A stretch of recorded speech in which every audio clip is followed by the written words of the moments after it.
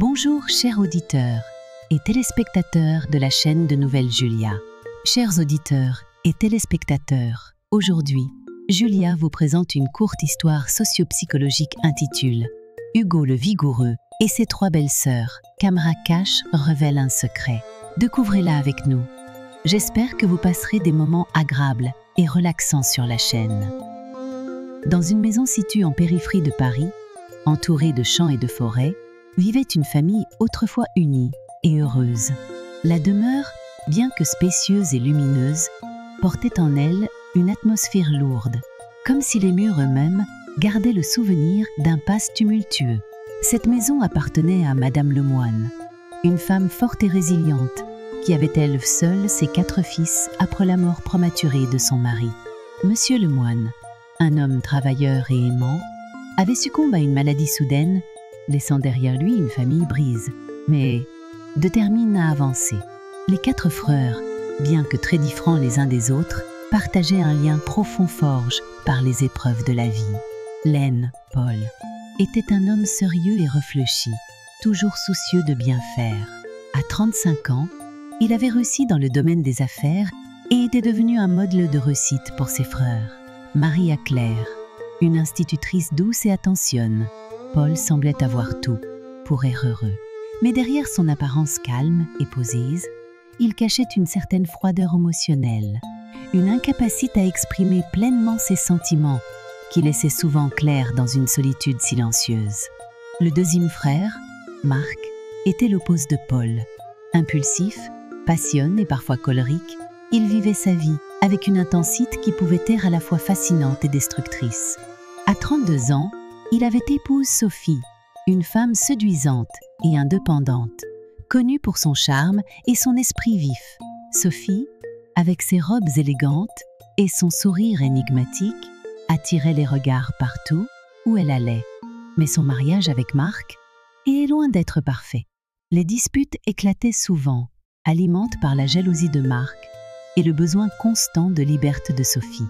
Pourtant, malgré leurs différences, ils semblaient incapables de se détacher l'un de l'autre, comme 2 aimants attirés par une force invisible. Le troisième frère, Luc, était le plus discret et le plus réservé des 4. À 30 ans, il avait épousé Élise, une jeune femme de 22 ans, douce et naïve, qui n'avait connu que peu de choses de la vie avant de se marier. Élise, avec ses cheveux blonds et son sourire innocent, apportait une certaine lumière dans la maison. Mais sa jeunesse et son manque d'expérience la rendaient vulnérable et elle avait du mal à s'adapter aux attentes de Luc qui, bien que patient et aimant, pouvait parfois se montrer distant et exigeant. Leur relation, bien que paisible en apparence, manquait de la passion et de la complicité qui caractérisaient les autres couples. Enfin, il y avait Hugo, le plus jeune des frères, âge de 20 ans. Hugo était encore un garçon dans bien des aspects, avec son sourire espiègle et son attitude insouciante. Protégé et choyé par sa mère et ses frères, il avait grandi dans un cocon de sécurité qui l'avait rendu à la fois naïf et curieux du monde. Mais depuis que ses frères s'étaient mariés, Hugo avait commencé à ressentir un vide qu'il ne comprenait pas. La maison, autrefois pleine de rires et de jeux, semblait maintenant trop grande et trop silencieuse. Et chaque jour, en voyant ses belles-sœurs, si différentes et si fascinantes, Hugo sentait naître en lui des émotions qu'il n'osait pas nommer. Un matin d'être, alors que le soleil baignait la cour de la maison d'une lumière dorée, la famille était réunie pour le petit déjeuner. Claire, vêtue d'une robe simple mais élégante, s'affairait à servir le café, son visage marqué par une fatigue qu'elle tentait de dissimuler. Sophie, toujours impeccable, portait une robe courte qui mettait en valeur ses longues jambes bronzes. Élise, quant à elle, était assise tranquillement, un sourire timide sur les lèvres, observant les autres avec une curiosité enfantine. Hugo, assis à l'autre bout de la table, ne pouvait s'empêcher de jeter des regards furtifs à ses belles-sœurs, son cœur battant plus vite à chaque fois que l'une d'elles croisait son regard. « Hugo, tu ne manges rien ?»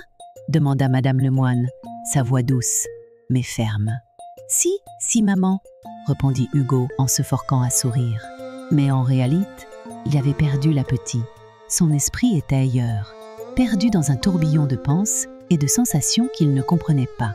Sophie, qui avait remarqué les regards insistants d'Hugo, esquissa un sourire malicieux. Elle se pencha légèrement en avant, comme pour attraper quelque chose sur la table, et son mouvement attira immédiatement l'attention d'Hugo. Le jeune homme détourna rapidement les yeux, le visage rouge de honte, mais Sophie semblait s'amuser de son embarras. « Hugo, tu devrais sortir un peu plus. Tu passes trop de temps enfermé dans ta chambre, dit-elle d'un ton taquin.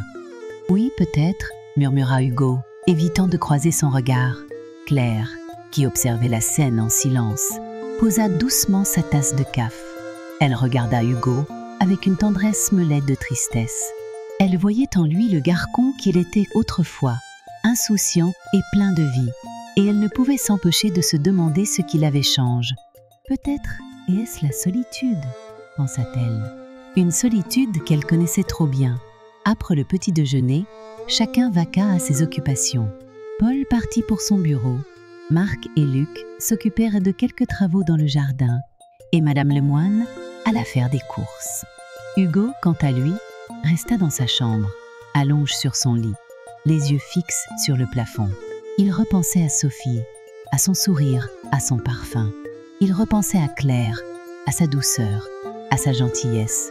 Il repensait à Élise, à son innocence, à sa fragilité.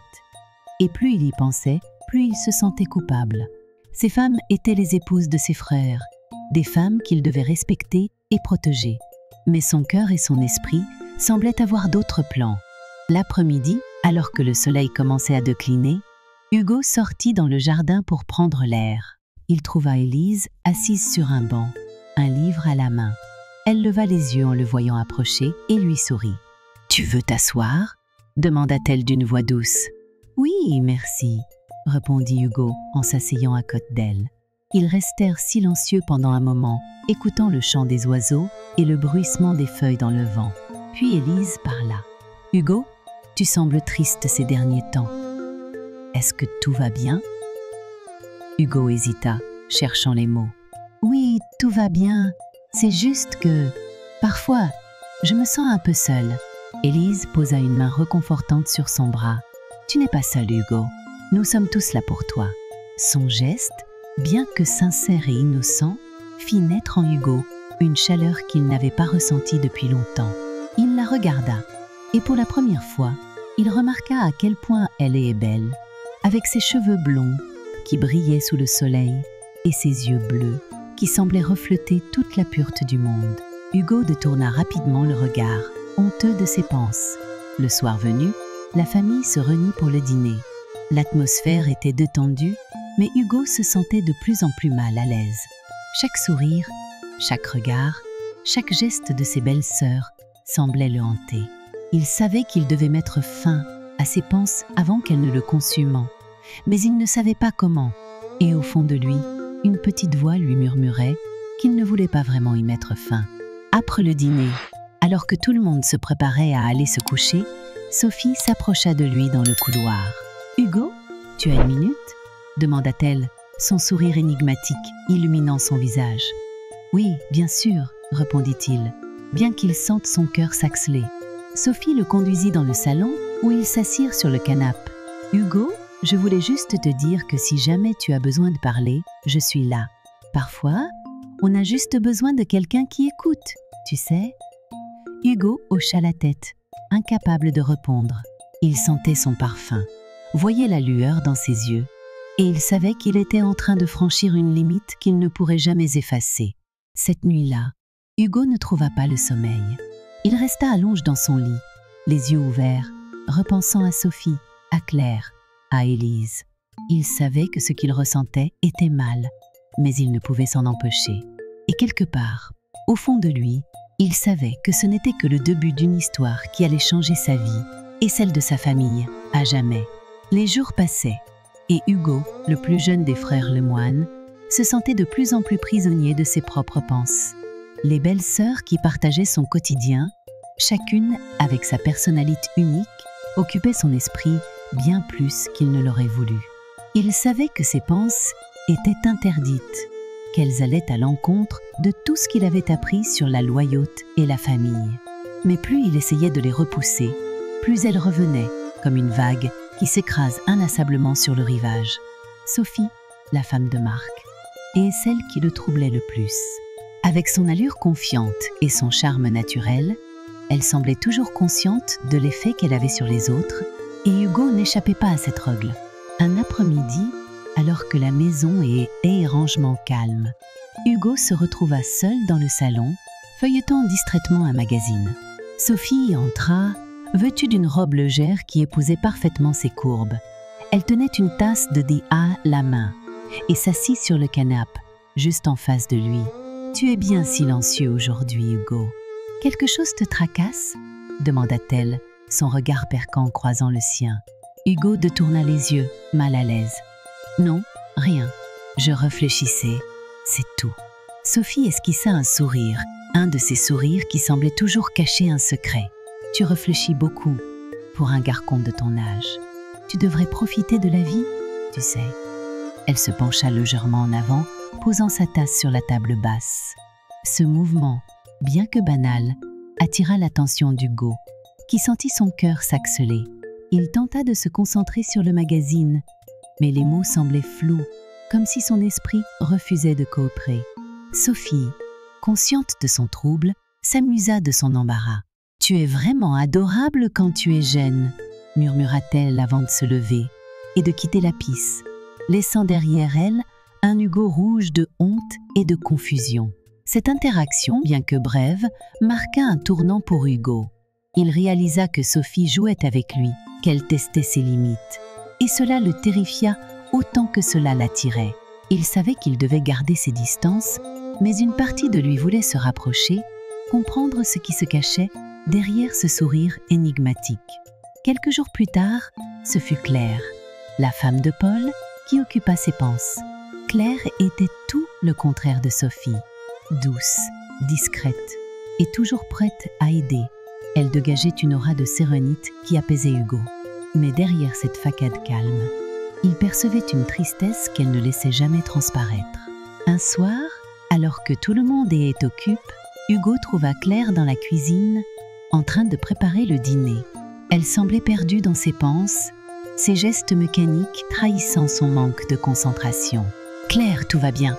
demanda Hugo en entrant. Elle sursauta légèrement, comme si elle ne l'avait pas entendu arriver. « Oh, Hugo, oui, tout va bien.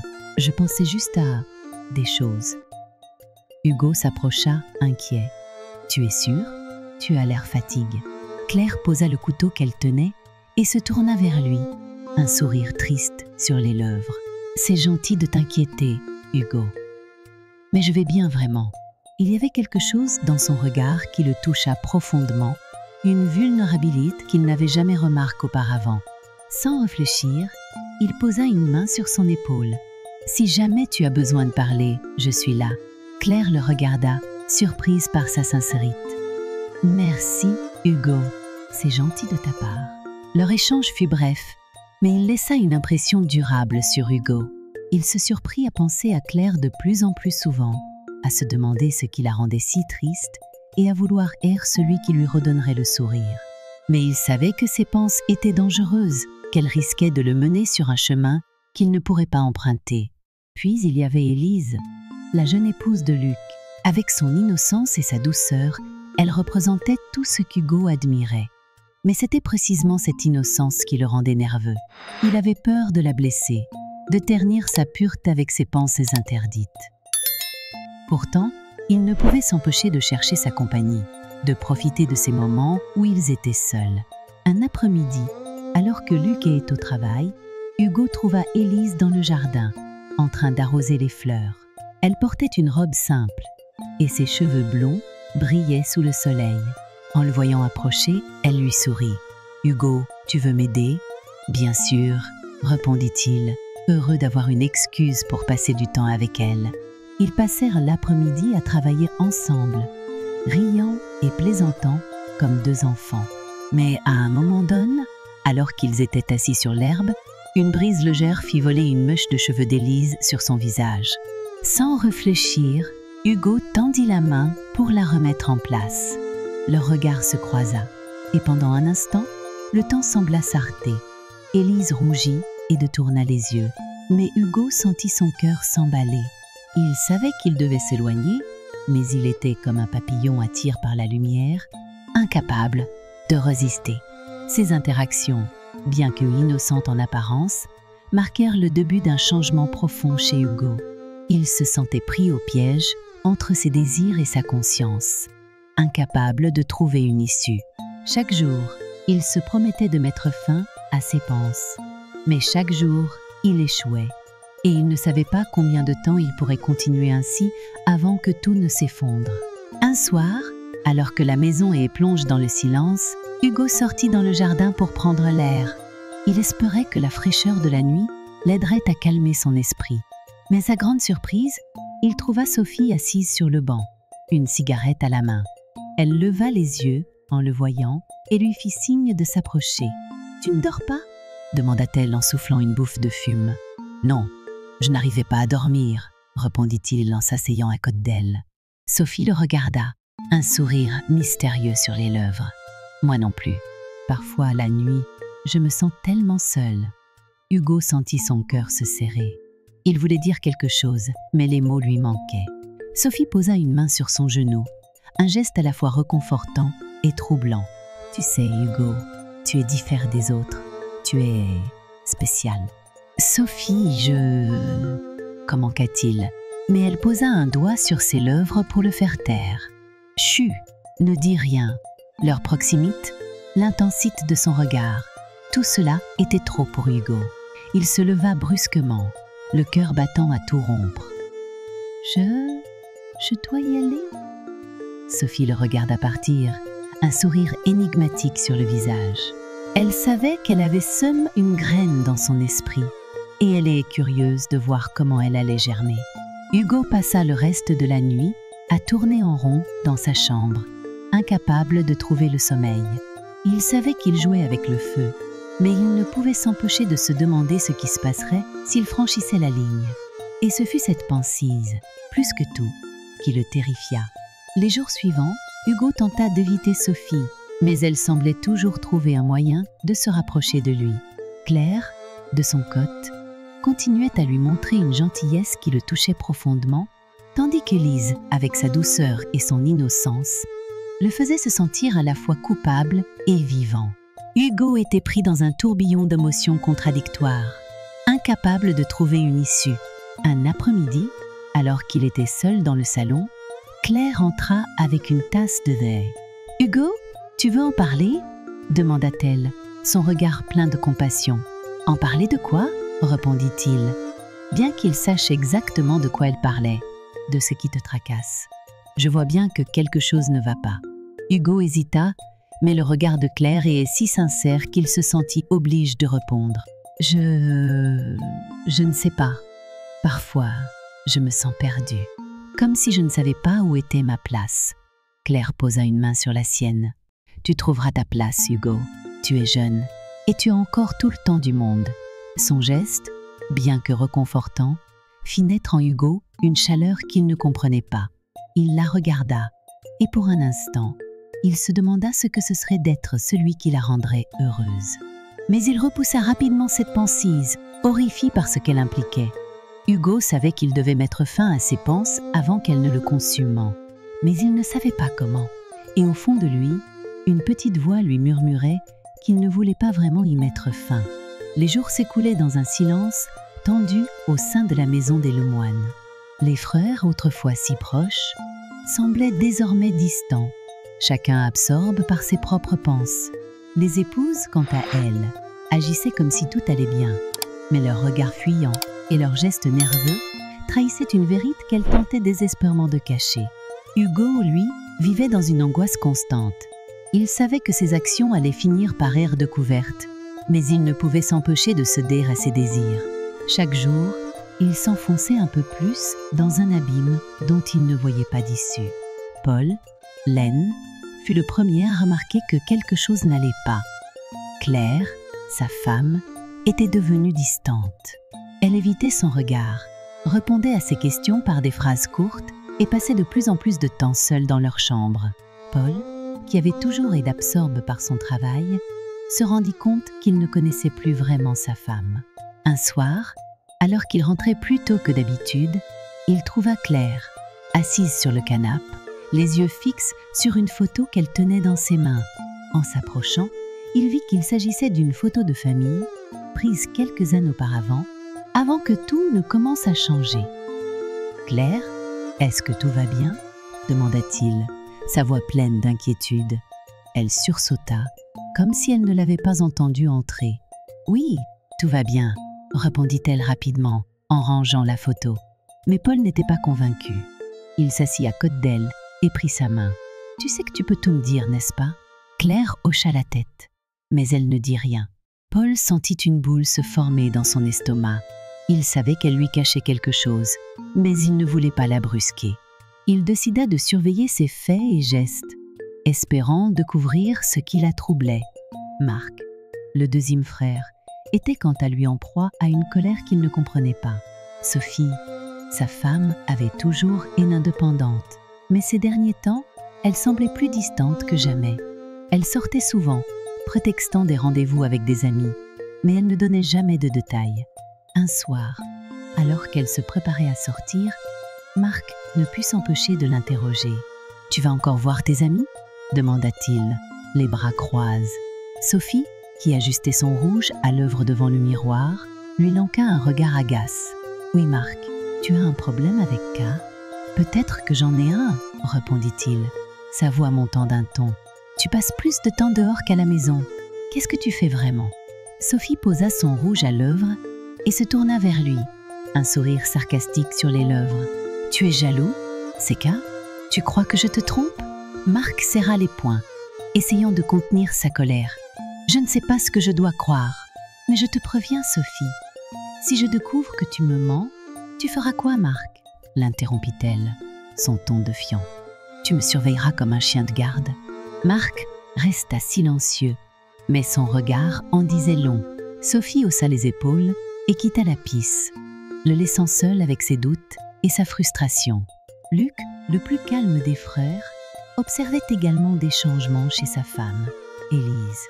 Elle, qui était habituellement si joyeuse et bavarde, semblait désormais nerveuse et distraite.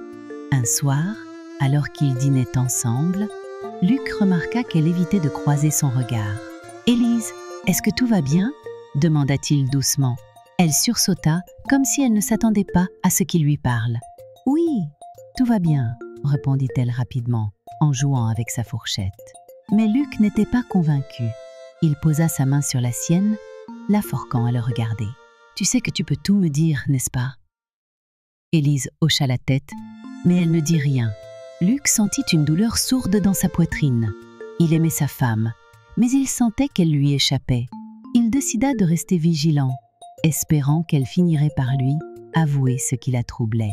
Pendant ce temps, Hugo continuait à jongler entre ses relations interdites avec ses belles-sœurs. Chaque rencontre était un mélange de passion et de culpabilité. Et chaque jour, il se promettait d'arrêter. Mais il n'y arrivait pas. Il était comme un papillon attiré par la flamme, incapable de résister à l'appel du danger. Un jour, Sophie lui envoya un message, lui demandant de la rejoindre chez elle pendant que Marc était au travail. Hugo hésita, mais il finit par céder. Lorsqu'il arriva, Sophie l'accueillit avec un sourire malicieux. Elle portait une robe légère qui laissait peu de place à l'imagination. « Je savais que tu viendrais » murmura-t-elle en s'approchant de lui. « Sophie, on ne devrait pas… » commença Hugo, mais elle posa un doigt sur ses lèvres pour le faire taire. « Chut ! Ne dis rien !» Mais ce qu'ils ignoraient, c'est que Marc, qui avait des soupçons, avait décidé de rentrer plus tôt ce jour-là. Lorsqu'il entra dans la maison et les trouva ensemble, sa colère explosa. « Qu'est-ce que tu fais ici, Hugo ?» hurla-t-il, ses yeux lançant des éclairs. Hugo, pris de panique, tenta de s'expliquer. « Marc, je peux tout expliquer, mais… » Marc ne voulait rien entendre. Il attrapa Hugo par le col et le plaqua contre le mur. « Tu oses trahir ta propre famille ?» Sophie tenta d'intervenir, mais Marc la repoussa violemment. « Et toi, tu n'es qu'une traîtresse !» cria-t-il, les larmes aux yeux. Le bruit de la dispute attira l'attention de Paul et Luc, qui accoururent pour voir ce qui se passait. Lorsqu'ils découvrirent la vérité, ils furent sous le choc. « Hugo, dis-moi que ce n'est pas vrai » murmura Paul, son visage blême. Hugo baissa les yeux, incapable de répondre. « Alors c'est vrai » dit Luc, sa voix tremblante de colère. « Tu as trahi non seulement Marc, mais nous tous. » Hugo, Acule, finit par tout avouer. Il leur raconta ses relations avec Sophie, mais aussi avec Claire et Élise. Ses frères, abasourdis, ne pouvaient pas croire ce qu'ils entendaient. « Comment as-tu pu » demanda Paul, les larmes aux yeux. « Nous t'avons toujours protégé, toujours soutenu. Et c'est comme ça que tu me remercies ?»« Je suis désolé, » murmura Hugo, les larmes coulant sur ses joues. « Je ne voulais pas que ça arrive. »« Désolé, » hurla Marc. « Tu crois que tes excuses vont réparer ce que tu as fait ?» Luc, qui était habituellement le plus calme, perdit son sang-froid. « Tu n'es plus mon frère, Hugo. Tu as détruit cette famille. » Les épouses qui avaient assisté à la scène étaient en larmes. Claire tenta de s'expliquer, mais Paul l'interrompit. « Ne dis rien, Claire. Je ne veux plus jamais entendre ta voix. » Élise, quant à elle, s'effondra en sanglots, incapable de soutenir le regard de Luc. Sophie, fidèle à elle-même, tenta de minimiser la situation. « Ce n'est pas si grave, » dit-elle. Mais Marc lui lança un regard si noir qu'elle se tut immédiatement. La dispute dura des heures, et lorsque le calme revint enfin, il ne restait plus rien de la famille unie qu'ils avaient autrefois. Paul annonça qu'il demanderait le divorce. Marc fit de même, tandis que Luc, bien que de vaste, décida de rester avec Élise, mais leur relation ne serait plus jamais la même. Quant à Hugo, il quitta la maison ce soir-là, emportant avec lui le poids de ses erreurs. Il savait qu'il ne pourrait jamais réparer ce qu'il avait brisé, mais il espérait qu'un jour, ses frères pourraient lui pardonner.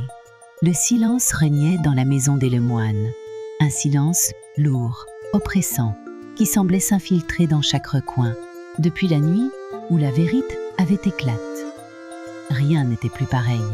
Les rires, les discussions animes, les moments de complicité qui avaient autrefois rempli cette maison, s'étaient remplacés par une tension palpable et des regards fuyants.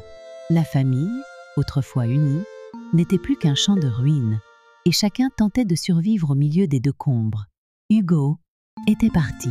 Il avait quitté la maison cette nuit-là, emportant avec lui le poids de ses erreurs et la haine de ses frères. Mais son départ n'avait pas apaisé les tensions. Au contraire, il avait laissé derrière lui un vide, un trou béant que personne ne savait comment combler. Les trois frères, Paul, Marc et Luc, tentaient de reprendre le cours de leur vie, mais les blessures étaient trop profondes, les trahisons trop récentes. Paul, l'aîne, avait toujours été le pilier de la famille, celui sur qui tout le monde pouvait compter. Mais depuis la révélation, il n'était plus que l'ombre de lui-même. Il passait ses journées fermes dans son bureau, à travailler sans relâche, comme s'il espérait que le travail pourrait lui faire oublier ce qui s'était passé. Mais chaque fois qu'il rentrait chez lui, la réalité le rattrapait. Claire, sa femme, n'était plus là. Elle avait quitté la maison peu après la dispute, emportant avec elle quelques affaires et laissant derrière elle une lettre d'excuse. Paul n'avait pas lu cette lettre. Il l'avait jetée dans un tiroir, incapable de faire face à ses mots. Un soir, alors qu'il était assis seul dans le salon, une bouteille de whisky à moitié vide sur la table devant lui, Paul se surprit à penser à Claire. Il se demandait où elle était, ce qu'elle faisait, si elle pensait encore à lui. Mais ses pensées ne faisaient qu'alimenter sa colère. « Elle m'a trahi » murmura-t-il, serrant les poings. « Elle m'a trahi, et je ne lui pardonnerai jamais. » Pourtant, au fond de lui, il savait que ce n'était pas si simple. Il l'aimait encore, malgré tout, et c'était cette vérité qui le détruisait. Marc, de son côté, était consumé par la rage. Il ne pouvait pas croire que Sophie, la femme qu'il aimait, l'avait trahi avec son propre frère. Chaque fois qu'il pensait à elle, il sentait une boule de colère monter en lui, une colère qu'il ne savait pas comment exprimer. Sophie avait quitté la maison peu après Claire, mais contrairement à Paul, Marc n'avait pas reçu de lettre. Elle était partie sans un mot, sans une explication, et cela le rendait fou.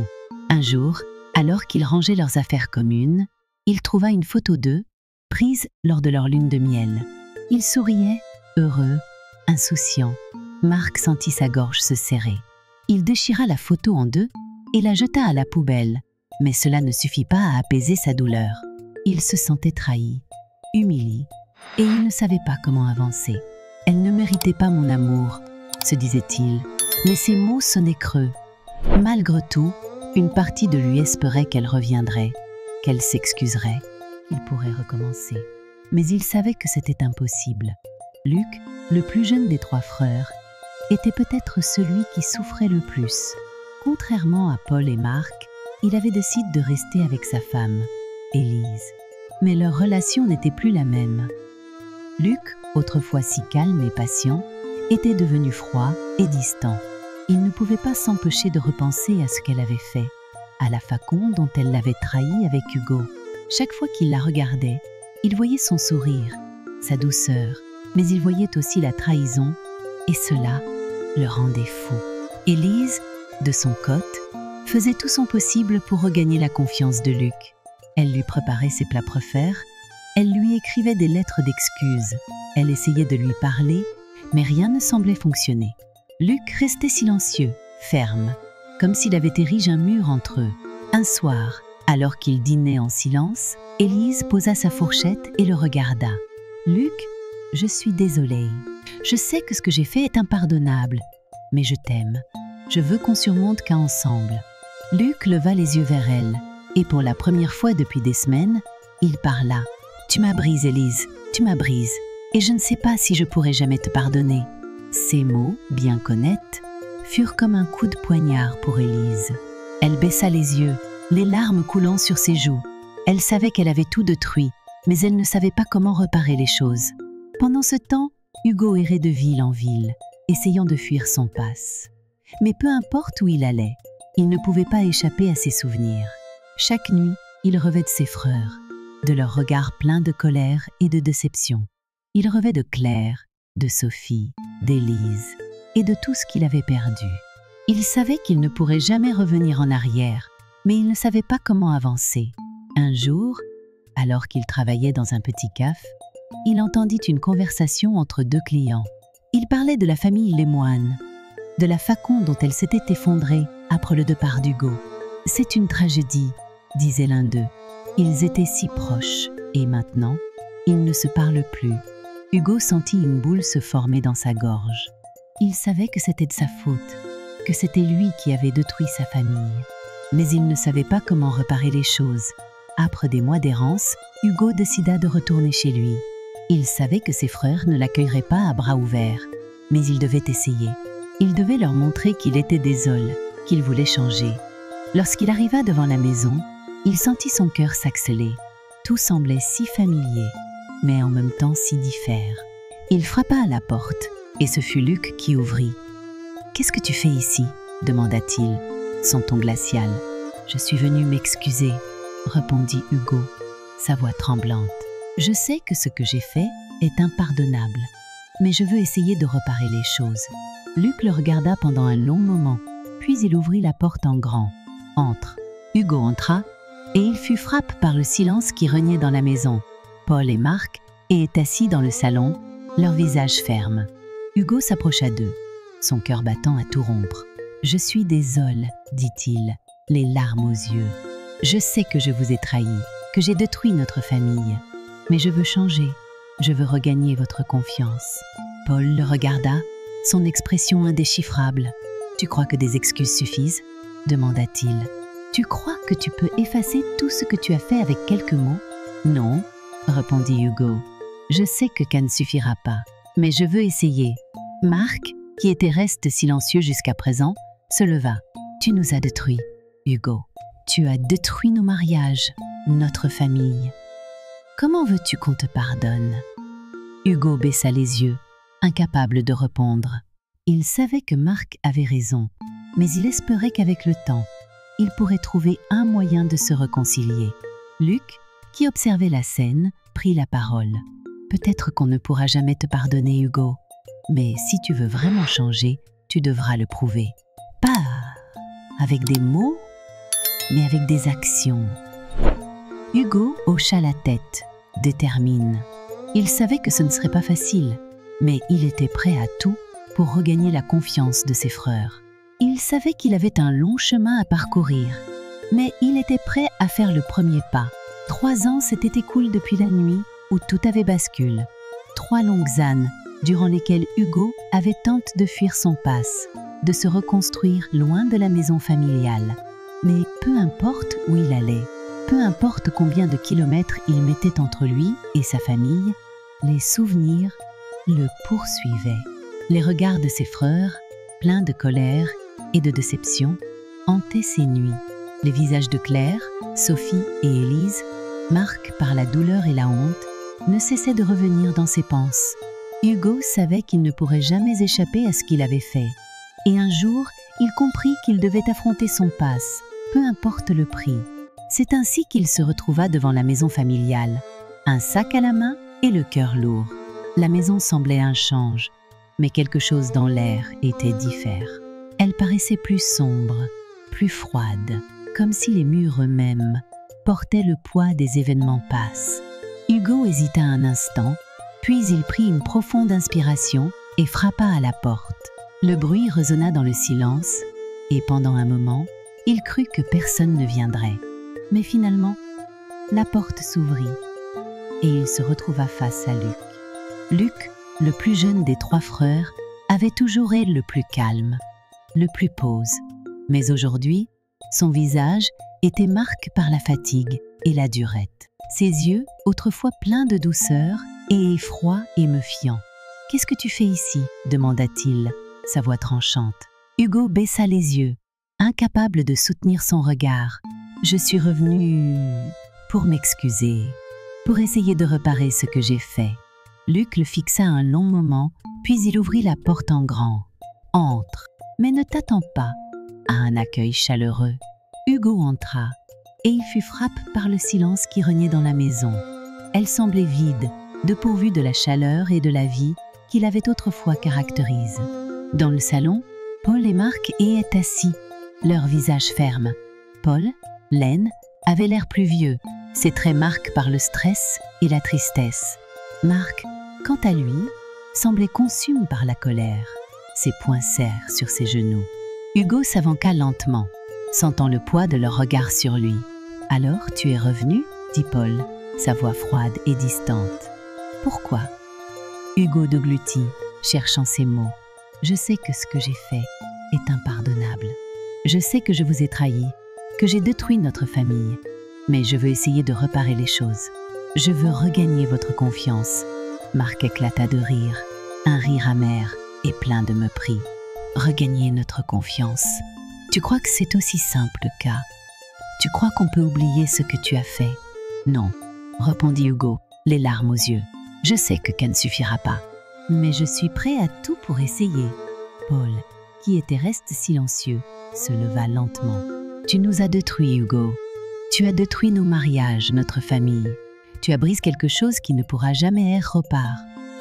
Alors, pourquoi es-tu vraiment revenu ?» Hugo baissa les yeux, incapable de répondre. Il savait que ses excuses ne suffiraient pas, mais il espérait qu'avec le temps, il pourrait trouver un moyen de se réconcilier. « Je suis revenu parce que je ne pouvais plus fuir, parce que je veux affronter ce que j'ai fait, même si cela signifie que vous ne me pardonnerez jamais. » Luc, qui avait observé la scène en silence, prit la parole. « Peut-être qu'on ne pourra jamais te pardonner, Hugo. Mais si tu veux vraiment changer, tu devras le prouver. Pas avec des mots, mais avec des actions. » Hugo hocha la tête, déterminé. « Je ferai tout ce qu'il faut. » Le silence retomba, lourd et oppressant. Finalement, Paul soupira et se tourna vers ses frères.